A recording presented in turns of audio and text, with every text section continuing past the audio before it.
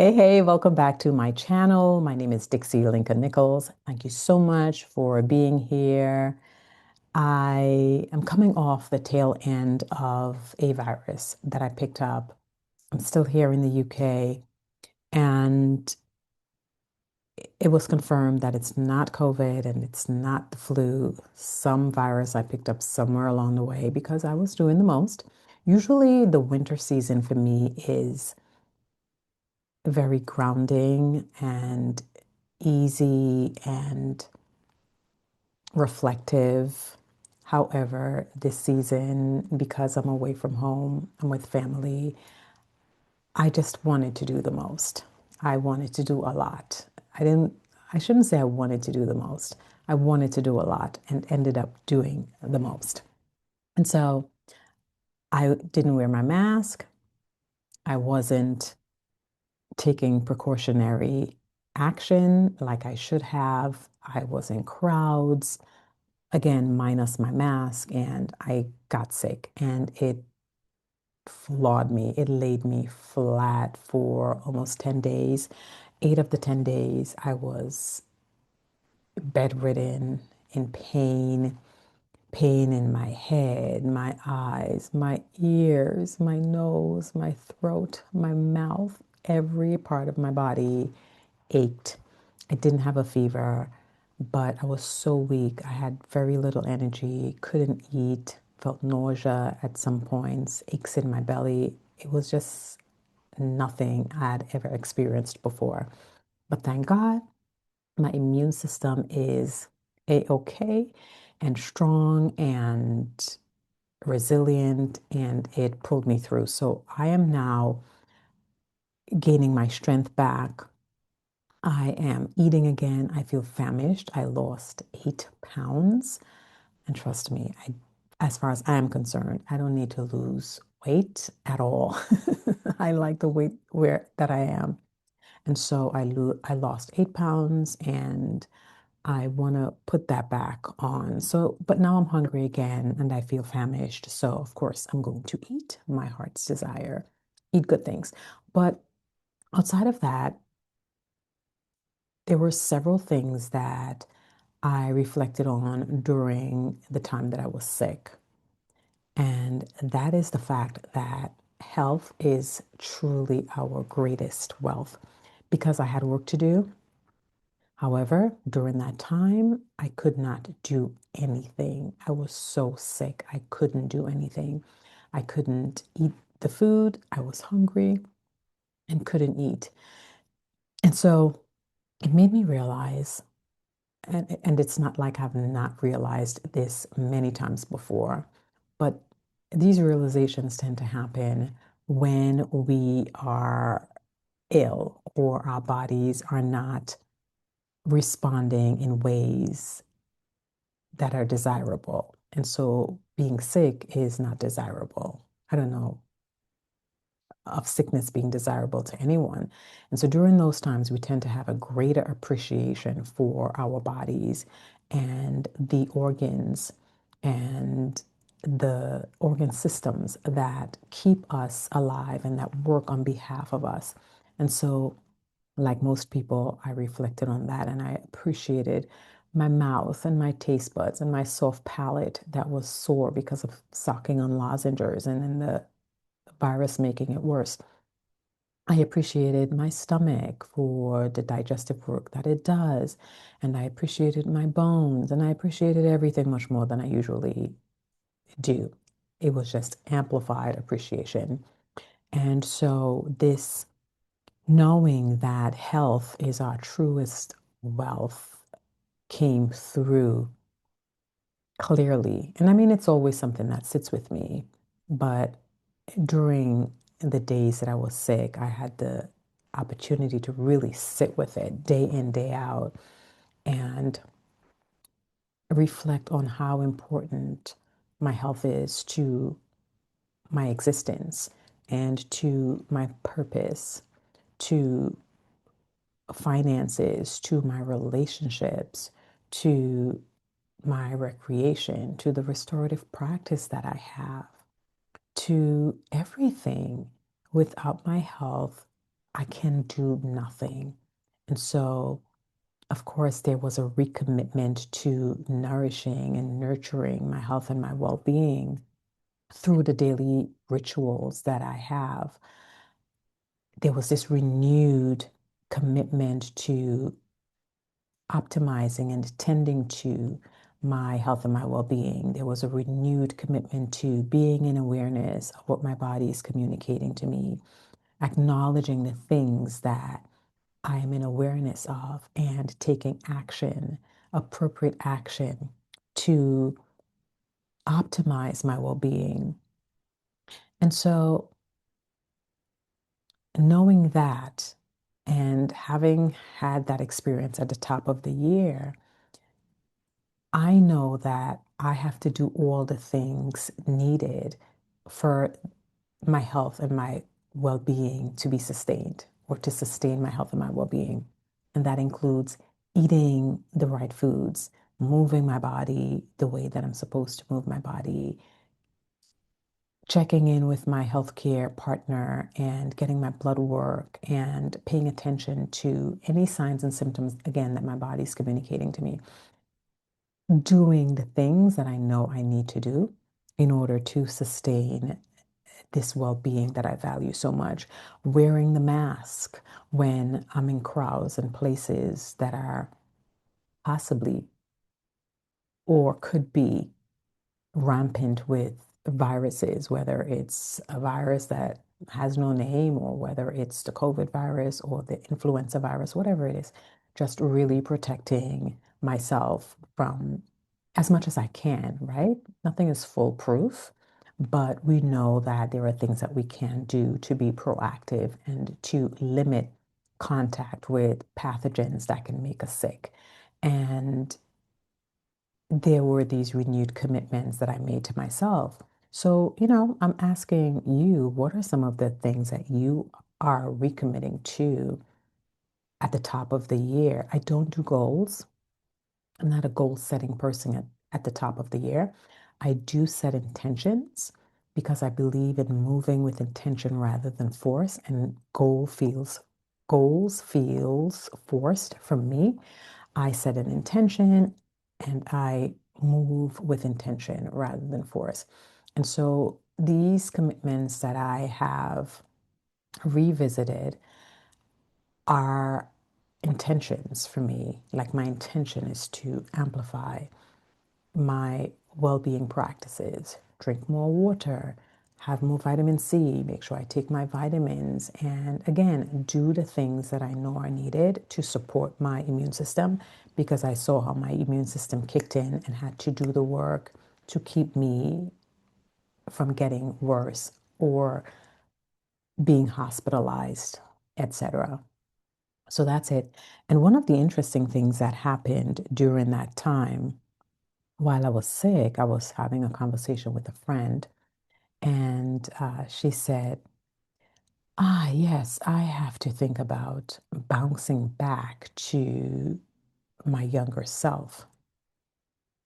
And I thought about that. This was like by the seventh day of my sickness. I had a conversation with a friend, a short conversation with a friend who called and checked in on me. And she said, yeah, I have to think about how I can and what I have to do to bounce back to my younger self, to feeling how I felt when I was young, sort of something like that.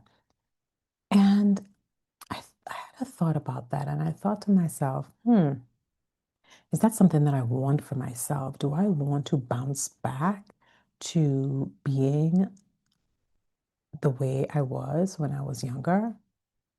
And in reflecting, the answer is no. Because for me, the goal is not about reversing um, time.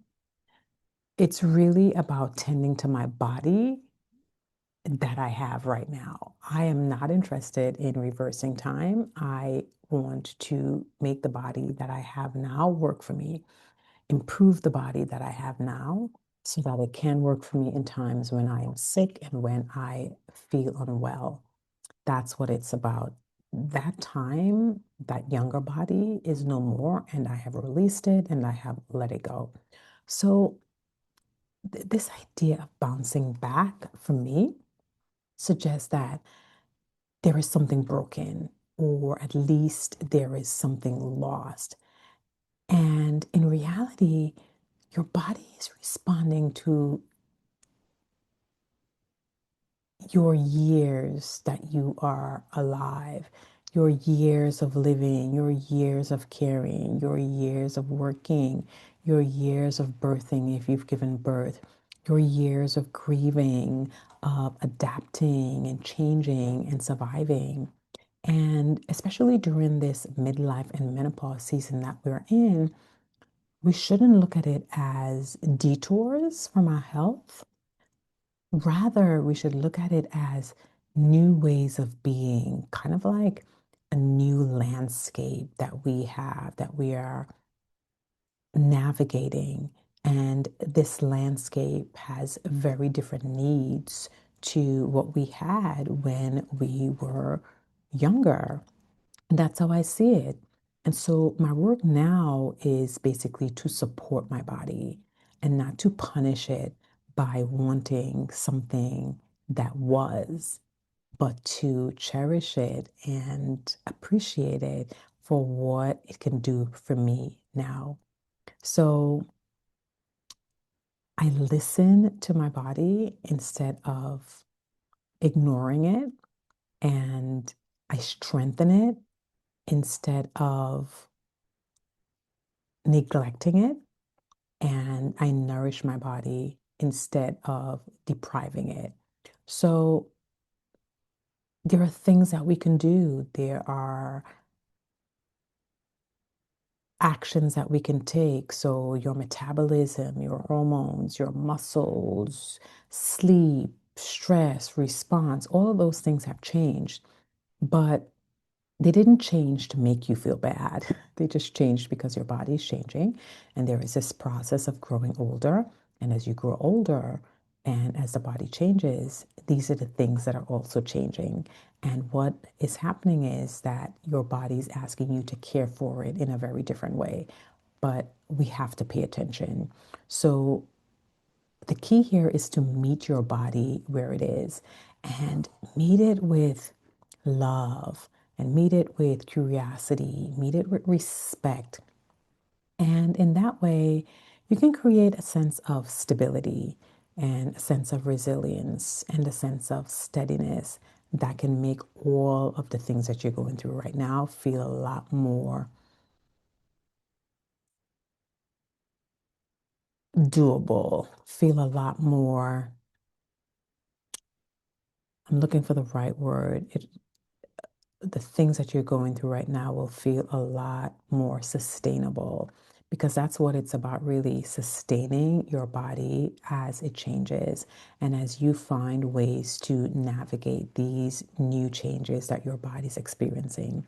So as you become aware, as you acknowledge, and as you take action, you are building the muscles to be consistent and to sustain your body's health and well-being, and to create a trusting relationship with your body.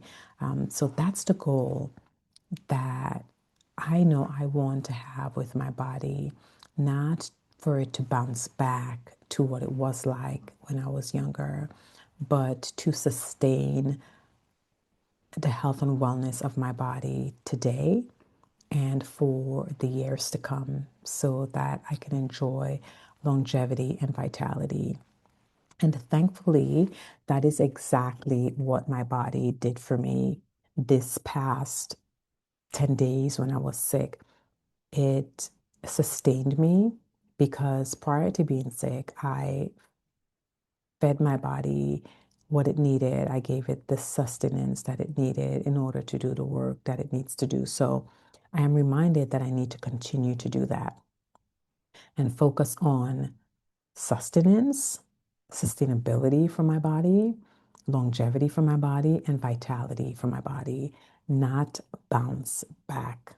So Yes, I am grateful for my body. Yes, I'm grateful for health and well-being because health is truly the greatest wealth. And with my health and my well-being, I can do all the things that I desire to do once I have the will and the desire to do it. So, yeah, that's what I wanted to share with you on today's video. I am still working through figuring this thing out, and I'm just showing up here unscripted and unbothered, I should say, unscripted, unbothered, but with things to say. If you want to connect more with me, you can connect and go to dixielincolnnichols.com. That's my personal website. You can also go to my business page, lifeinthepause.com. That's a site that we have for women who are living through growing older and menopause. And also, we have our initiative within Life in the Pause called Black in the Pause. And this is specifically for Black women to come together and share their very unique experiences as they navigate menopause and as they grow older. We know that the Black community is facing a health crisis, and it's all due to systemic reasons. And so we've created a space that is supportive where Black women can come together and talk about their unique experiences, the experiences that they have as they grow older, the experiences that they have as they navigate menopause, and have peers to turn to and to talk to. So check it out, blackinthepause.com, lifeinthepause.com, and dixielincolnnichols.com to learn more about my work. And I'll be sharing more about some of the things that I have to offer. But in the meantime, I am working these muscles, still working these muscles to show up here on YouTube and get my message out. My numbers, my YouTube numbers have grown from 43 to 107, which is pretty good. I'm thankful, I'm grateful. But now I'm trying to see if I can get it to grow to 1,000. So if you've listened to any of my past videos and you've listened to this video and it resonates, and you are someone who appreciates community, you appreciate health and well-being, tips, advice, conversations around well aging and navigating the menopause transition, well, this might be a place for you. And in that, there are all kinds of fun things. I'll be talking about style and just lifestyle stuff. So I know I've not done a lot of style content, but it's coming, and lifestyle content, but it's coming. I've been really just again showing up and talking about things as I feel inspired to. And I'll figure it out. I will definitely figure it out. And this is me unscripted and figuring it out right here on YouTube. So thank you for watching, and I will see you on my next video. Until then, take care.